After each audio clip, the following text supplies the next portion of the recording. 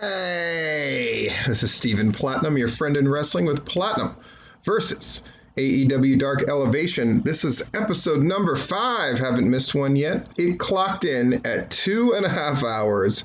It was 16 matches long, and that is ridiculous. But they had the most of what I would call competitive matchups, at least on paper. It was a very good show. Was this an attempt to just basically fuck with Raw? So by basically making you have your attention diverted for an hour and a half of Raw? Pretty crazy.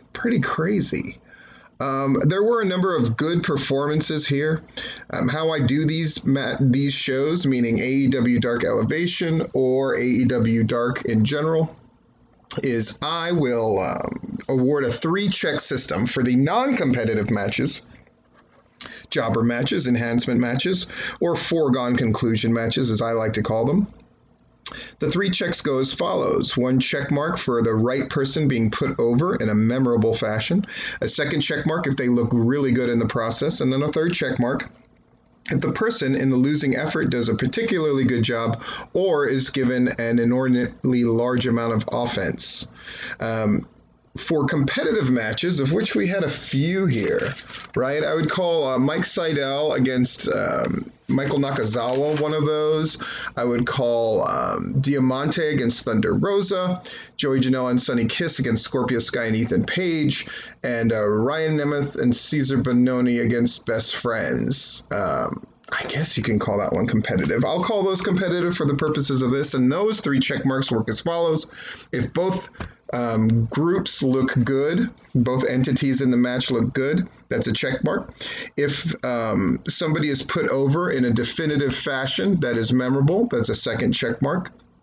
And then a 3rd check mark is acquired if something is learned or gained, etc., that could be used on Dynamite. If it's a new move, or a new variation of the gimmick, or a new feud is advanced, or an angle is advanced in some way, shape, or form, etc. All right, let's just jump into it because we've got a lot to go over. Zach Clayton, who is debuting on AEW, who's one of the Jersey Shore people and made a big deal about that in the beginning. So he really did stand out against 10. 10 is looking smoother and smoother, better and better. Not much to this. 10 wins with the full Nelson, so that's a check mark. Looks pretty good in the process. Certainly is growing accustomed to being a burgeoning star. Perhaps a little slower than some others, but nonetheless looked good here. And Zach Clayton did a good job, so I'm going to give this 3 check marks. Last elevation, by the way, we 3 check marked all the way through the thing. I doubt it'll happen this time with 16 matches. We shall see. Hayden Backlund against Miro. This is the kind of match Miro should have been wrestling for months.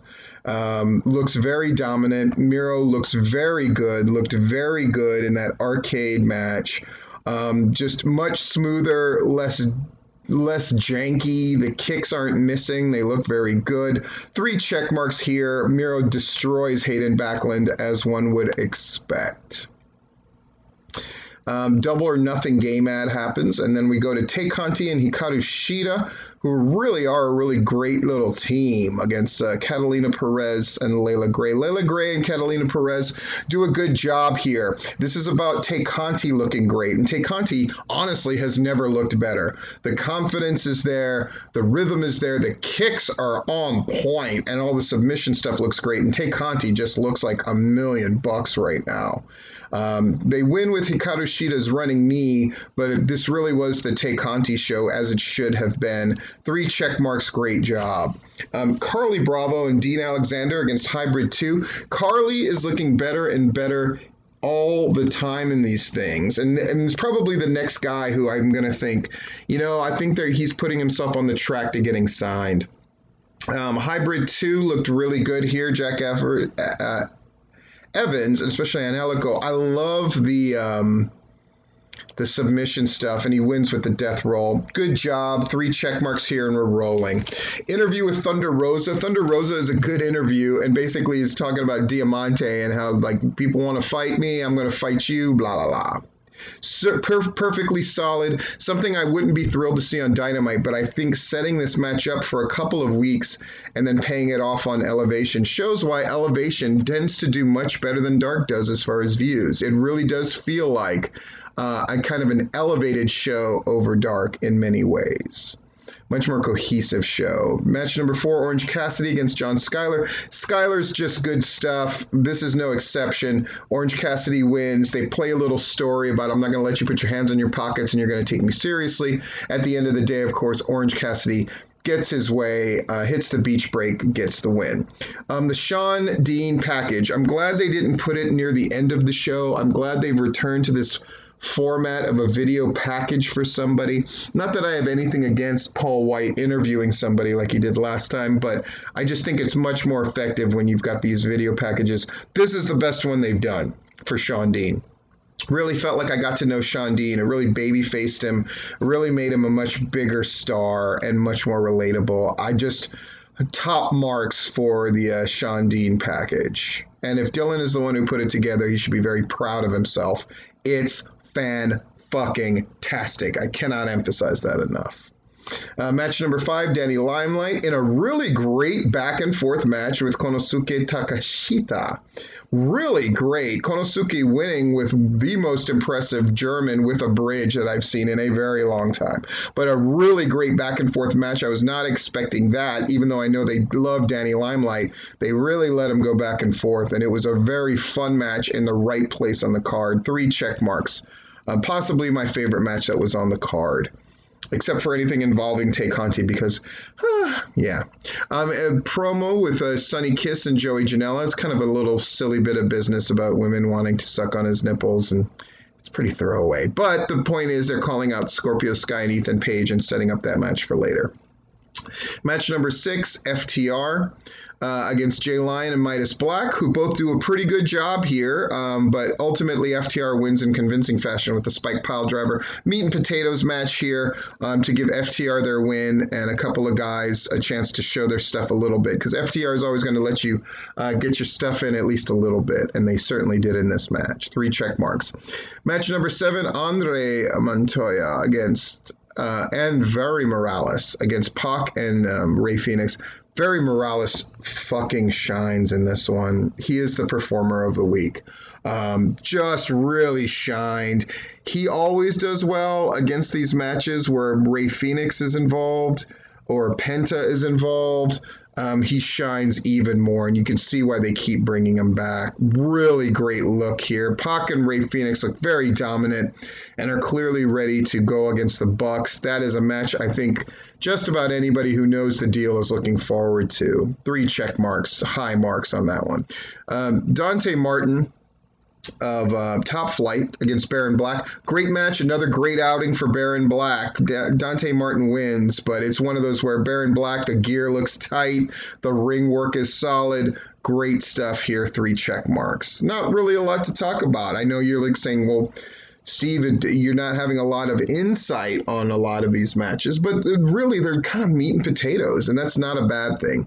Ethan Page and Scorpio Sky looking much more comfortable in this promo, talking about Sonny Kiss and Joey Janela. Britt Baker against Sky Blue. Sky Blue is a cutie, and really good ring work here as well. Britt Baker wins via pinfall, which I think is a smart way to go. So she has the submission finisher that we all know, but also a way to win via pinfall. I approve. And then Tony interviews her after, and she kind of goes further into this like, if the system is I got to win these matches, then fine, I'll win these matches and work my way up. Just a real bitchy thing to say, and it really works. Britt Baker here, 3 check marks, no problems. Andrew Palace and Cole Carter against QT Marshall and Nick Komoroto. This match definitely works. The guys who are losing, they got to show their stuff somewhat, but there were some clunky moments. So I'm going to give this one 2 check marks because QT wins with the cutter, and he and Nick, this was really an exhibition for Nick to kind of show off, and he looked good in the process. QT and him made a pretty decent team, and they won in convincing fashion. So that's good. I just didn't feel like in this match, the guys that they were beating really shone effectively. Match number 11, my God, Mike Sydal against Nakazawa. This was a competitive match. It really could have gone either way. Nakazawa has won matches as of late. But Matt Sydal at the end hits that laptop into Michael Nakazawa's mouth and actually makes it bleed. It was pretty sloppy shit. So I will say, did both guys look good? Not really. Michael Nakazawa matches tend to really throw people off of their game, and this one was no exception. So they don't get that first check mark. I'll give them the second one for Matt Sydal winning, and then having a little bit of a dust up with Nakazawa after. It's very strange. Was anything advanced significantly? No. So this one only gets the center check mark. One check mark out of the 3 possible. Pac and Phoenix cut a really solid promo about calling out the Bucks. Really great stuff. Really enjoyed it. Match number 12, Shayna against Laila Hirsch. I guess you could call this a competitive one as well. Because Shayna, who's 4-1, and Laila Hirsch, who they're kind of giving the push to, so it was kind of up in the air on who was going to win. This is the best Laila Hirsch has looked, by far. By far.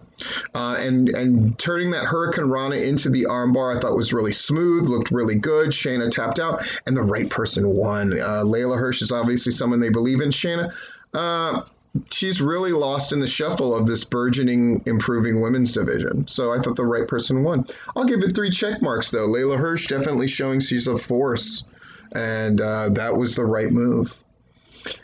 This promo with Konosuke, Kenny Omega, and Nakazawa was really interesting. I like how Kenny Omega pops up in these things to cut promos. I think it makes the show look bigger. And he does a lot of stuff with Elevation, which I think makes the brand look bigger. It's just winning all around. Brandon Cutler in match number 13 against Penta El Zero Miedo, or M. Great match. I'd say one of the 2 or 3 best matches on this card. Brandon Cutler looks really good. Penta, of course, is going to win this thing, and he wins it with the package pile driver. 3 check marks running away. Really good outing for Brandon Cutler. Nothing clunky or bad about this match in the slightest. Match number 14, a competitive match against Diamante against Thunder Rosa. Really good stuff here. They both looked good. That's a check mark. Thunder Rosa won in decisive fashion with the Thunder Fire driver. That's a second check mark. And Diamante, I think, did herself a favor. As much as Thunder Rosa was elevated, Diamante also, I think, looked really good in the process here. I wonder, though, if they're not going to use Ivelisse as much, and if this is part of Diamante being sort of moved to the singles game, which I would not hate at all. Really good stuff. Match number 15, Joey Janela and Sonny Kiss. It's presumably against a competitive match against Scorpio Sky and Ethan Page. Everybody got their shit in. That's a check mark. Second check mark for Scorpio Sky and Ethan Page going over big, especially with that razor's edge, or what they're calling the ego's edge that Ethan Page does, winning in convincing fashion. And then a third check mark because Scorpio Sky and Ethan Page obviously got the rocket on them a little bit and are going to be put in the mix of that burgeoning AEW tag team division. And then finally, Ryan Nemeth and Cesar Bononi with JD Drake, who's a really great guy who I got to talk to a lot WrestleMania week, against the Best Friends, who win with the strong 0. It's weird because Trent's part of that, where he's basically putting you behind his back and dropping you in a pile driver like thing. It doesn't seem to really be elevated by Chuck coming off of the top and kind of touching the guy's ass. They got to find some way to make that spike part of it look much better. Beyond that, it's a great match. I mean, for what it is, and the Best Friends go over in convincing fashion, showing that Trent is back and all in good health. So 3 check marks all around. Anyway, I'll go ahead and end this now so it doesn't run too long. But Elevation is clearly if Dynamite's the A show, Elevation's the B show, and Dark is the C show. That's how it's shaped up. And 5 shows in, Elevation is clearly the show that's got a little more solid booking base and some more competitive matchups, and even a surprise or 2. Anyway, this has been Stephen Platinum, your friend in wrestling.